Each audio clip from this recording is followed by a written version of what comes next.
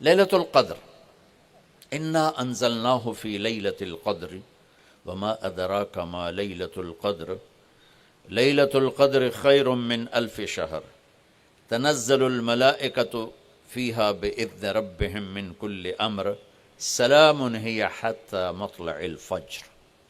ہم نے قرآن کو لیلۃ القدر میں اتارا، تمہیں کیا خبر کہ لیلۃ القدر کیا ہے؟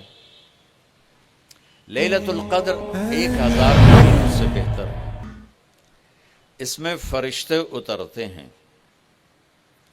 اور یہ صبح تک رہتی ہے۔ لفظ قدر عربی میں اس کا ایک مطلب ہے قیمت، سبحان اللہ۔ تو اللہ نے کہا میں تمہیں بتاؤں، آپ سب تاجر بیٹھے ہو، لیلۃ القدر کی قیمت کیا ہے؟ 1000 مہینوں سے بہتر ہے، 1000 مہینوں سے بہتر ہے۔ اب 1 روپے پر 1000 نفع لے سکتے ہیں؟ دنیا میں کوئی ایسا کاروبار ہے؟ جو ہیروئن بیچتے ہیں وہ بھی نہیں لے سکتے۔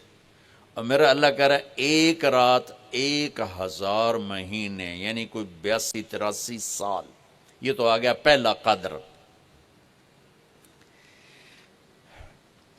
دوسرا اس کا مطلب ہے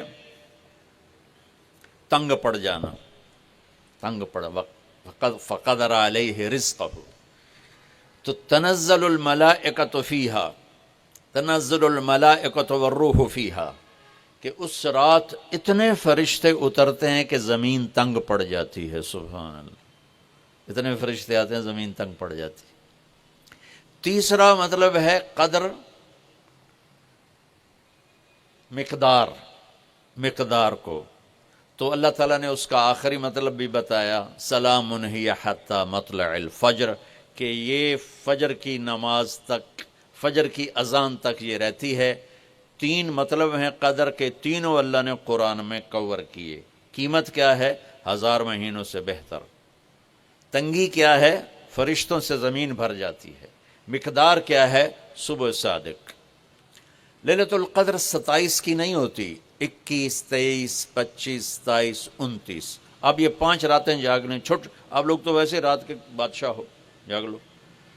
تو لیلۃ القدر مسجد میں نہ گزارو، گھر میں گزارو۔ یہ مسجدوں میں اشتہار لگ جاتے ہیں، فلاں کے ساتھ شب قدر گزاریں، فلاں حضرت کے ساتھ شب قدر گزاریں، پھر ادھر کوئی صلاۃ تسبیح پڑھ رہا ہے باجماعت، عورتیں صلاۃ تسبیح کی جماعت کرا رہی ہیں، اور پتہ نہیں اور کتنی عجیب و غریب قسم کی عبادات شروع ہو جاتی۔ یہ نفلی عبادت ہے، میرے نبی گھر میں پڑھتے تھے۔ آپ نے اشراق کے سوا ہر نفل گھر پڑھا، ہر سنت گھر میں پڑھی۔ تو آپ لیلۃ القدر کو یہ مستورات بھی آپ بھی اکٹھے ہو کے نہیں منانا، الگ الگ مصلی بچھا کر اپنے اللہ سے رونا دھونا کرو، اپنے اللہ کو منانا کرو، میں بھی کروں، آپ بھی کریں۔ نوافل کی، جیسے ابھی شب برات گزری تو اشتہار تھے، میں جا رہا تھا ادھر غلام آباد میں، ایک جنازہ ہو گیا تھا، تو اشتہار فلاں حضرت کے ساتھ شب برات گزاریں، فلاں مسجد میں شب برات گزاریں، فلاں جگہ شب برات گزاریں۔ بھائی وہ گھر میں منانے کی ہے، مسجد میں نہیں۔ میرے نبی نے نفلوں کو تنہائی میں ادا کیا، فرض کو مجمع میں ادا کیا۔ لیلۃ القدر میں جاگنا نفل ہے، اور پھر جب کٹھے ہو جائیں گے لوگ اور عورتیں تو پھر ساتھ غیبت بھی چلے گی، اور ایک غیبت کا بول ساری رات کو اڑا کے رکھ دے گا۔ مردوں یا عورت کٹھے ہو جائیں، غیبت سے تو بچتے نہیں، نہ ہی رک سکتے ہیں۔ سندھ سے ہم بائی روڈ آ رہے تھے، کراچی سے بائی روڈ جماعت تھی، تو وہ راستے میں بڑی غیبت کریں، نوجوان تھے سارے نئے نئے، میں چپ کر کے سنتا رہا۔ جب کوئی 2 دن گزر گئے نا، تو ہمارے پاس بڑی وین تھی، میں نے کہا بچوں ایک نصیحت کرتا ہوں کہ غیبت نہ کیا کرو، مذاق کرو، ہنسا کرو، کھیڑا کرو، غیبت نہ کرو۔ تھوڑی سی میں نے اس پہ بات کی تو بڑے متاثر ہوئے، کہا جی ٹھیک ہے انشاءاللہ آئندہ بالکل نہیں کریں۔ کوئی آدھا گھنٹہ گاڑی میں سناٹا رہا، آدھے گھنٹے کے بعد ایک بولے مولانا یہ غیبت نہ کری تو پھر گلاں کی کریے؟ یہ میرا کلچر ہے. لہٰذا عورتیں عبادت کے لیے بھی اکٹھی ہوں گی تو غیبت شروع ہوگی، مرد مسجد میں اکٹھے ہوں گے وقت ضائع ہوگا، غیبت شروع ہوگی. میرے بھائی بہنوں، ہر نفل کو گھر میں گزار، اپنے گھر کو بابرکت بناؤ، اپنے گھروں میں نفل پڑھو، تلاوت کرو، ذکر کرو. صرف اشراق کے نفل میرے نبی مسجد میں پڑھتے تھے 2 رکعت، باقی ہر نفل آپ نے مسجد میں ادا کی. تو یہ چند چیزیں رمضان کے متعلق میں نے عرض کی ہیں. اب ایک بڑی اہم بات میں آپ کے سامنے عرض کرنا چاہتا ہوں. رمضان کی دولت کس سے ملے گی؟ رمضان کی برکات کس سے ملیں گی اور کون محروم ہو جائے گا؟ آپ نے فرمایا 4 آدمی ایسے ہیں جن کی رمضان اور شب قدر میں بھی بخشش نہیں ہوتی، بس اس سے ہم اپنے آپ کو بچا لیں. کون ہے یا رسول اللہ؟ آپ نے کہا مدمن خمرن، شراب کا عادی. کبھی کوئی پی لے توبہ کر لے، میں اس کی اجازت نہیں دے رہا ہوں. مدمن کا لفظ ہے کہ جو روزانہ شراب پیتا ہے، اس کی رمضان میں بخشش نہیں. حق لوالدیہ، جو ماں باپ کا نافرمان ہے، اس کی بخشش نہیں. قاطع الرحم، رشتہ داروں سے لڑنے والا، اس کی بخشش نہیں. المشاحن، دل میں بغض رکھنے والا، اس کی بخشش نہیں. ہر وہ چیز جو میرے آپ کے لیے نقصان دہ اللہ نے حرام کر دی، ہر وہ چیز جو میرے آپ کے لیے مفید ہے اللہ نے حلال کر دی. سود حرام کر دیا.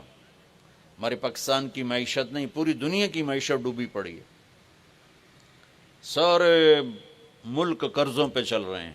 سود نے پوری دنیا کو تباہ کر دیا. تو میرے اللہ تعالیٰ نے، آپ دیکھتے نہیں، میرا اللہ کہتا ہے فَأَذَنُوا بِحَرْبٍ مِّنَ اللَّهِ وَرَسُولِهِ، اگر سود نہیں چھوڑو گے تو میرے اور میرے رسول مل کر تمہارے خلاف جنگ کریں گے. تو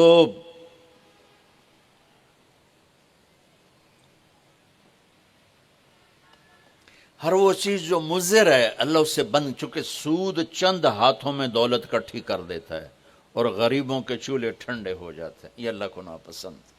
جو بھی بھائی پھنسے ہوئے ہیں نکلنے کی نیت کریں اور کوشش کریں، انشاءاللہ چین کی نیند سوئیں گے، چین کے سے اٹھیں گے. ایک عبد الرحمن بن عوف کے 4 اصول بتا دیتے ہوں، سب تاجر بیٹھے ہو، اور وہ صحابہ میں سب سے مالدار ہستی تھے. انہوں نے ایک دن فرمایا میں نے زندگی بھر نہ ادھار خریدا نہ ادھار بیچا. اگرچہ یہ آپ کو آج کے ماحول میں بڑی عجیب بات لگے گی، چونکہ ہمارے سارے بازار ادھار پہ چلے گئے ہیں. انہوں نے فرمایا نہ کبھی ادھار خریدا نہ ادھار بیچا. تو کتنا سکون ہو گیا، آرام سے سو رہے ہیں. اب ہماری تجارت میں ادھار خرید رہے ہیں، ادھار بیچ رہے ہیں، کبھی وہ تنگ کرتا ہے کبھی یہ تنگ کرتا ہے. تو ایک اس موبائل نے تباہی پھیر دی، باقی کسر اس نے پوری کر دی. ٹوائلٹ بھی فون سن دے بیٹھے ہیں. کبھی سٹاک نہیں کیا مال کو، کبھی سٹاک نہیں کیا، جو ہی نفع ملا فوراً بیچ دیا. واہ واہ. تو ادھار خریدا نہیں، ادھار بیچا نہیں 2، کبھی سٹاک نہیں کیا 3، اور کبھی سودے کا عیب چھپایا نہیں. اس میں کوئی عیب ہے بتا دیا. آپ اس پہ آ جائیں، آپ کو شروع میں مشکل ہوگی. اس کے ساتھ سچائی اور دیانتداری کو جوڑ دیں، اللہ کی قسم آپ کا سوتر منڈی جانا بھی عبادت بن جائے گا، آپ کا مل میں جانا بھی عبادت بن جائے گا، اگر آپ اپنے تجارت کے ساتھ سچائی اور دیانتداری کو لے آتے. پھر اللہ تعالیٰ نے اس میں غریب آدمی کے روزے اچھے گزر جائیں، عید اچھی گزر جائے، اس کے لیے اللہ تعالیٰ نے صدقہ فطر رکھا ہے. ہم اسے عید کے ساتھ جوڑ دیتے. پہلی رمضان سے دینا چاہیے تاکہ غریب اپنا کوئی روزہ تو رکھ سکے. پہلے رمضان سے 29 رمضان تک جب مرضی دے دیں. اور اگر وہ فطرانہ ادا نہیں کرتا تو اس کے روزے اس کے سر کے اوپر سے بھی نہیں جاتے، وہیں کھڑے رہتے ہیں. اور عام طور پر یہاں اخبار میں ٹی وی پر گندم کے لحاظ سے آتا ہے 2 سیر کڑک دے دو، وہ تھوڑے سے پیسے ہیں، 100-200 روپے ہے. میں آپ کو آپ سب مالدار لوگ بیٹھے ہیں، میں آپ کو اپنے نبی کا صدقہ فطر بتاتا ہوں کہ آپ کیا دیتے تھے. آپ کشمش دیتے تھے، کھجور دیتے تھے، جو بھی دیے ہیں، تو کشمش 3 کلو، بازار میں 3.5 کلو، بازار میں جا کے پوچھیں جو سب سے اچھی کشمش ہو، یا پھر درمیانی، گھٹیا نہیں درمیانی اور سب سے اچھی، وہ پتہ کرے وہ کتنی ہے، 1,000 روپے کلو ہے، 1,500 روپے کلو ہے، آپ کے گھر کے 4 افراد ہیں، تو ایک گھر سے 6,000 روپیہ غریب کو جائے گا۔ آج تو 6,000 میں ایک ہفتہ نہیں گزرتا۔ تو اب سب سے عرض کرتا ہوں، ویسے بھی خیرات کریں، افطاریاں کروائیں، اور صدقہ فطر کشمش کے حساب سے دیں۔ یہ آپ سب بھائی بہنوں کی خدمت میں گزارش ہے۔ اللہ نے آپ کو رزق دیا، خرچ کریں، یہی آپ کے ساتھ جائے گا، باقی سارا ادھر ہی رہ جائے گا۔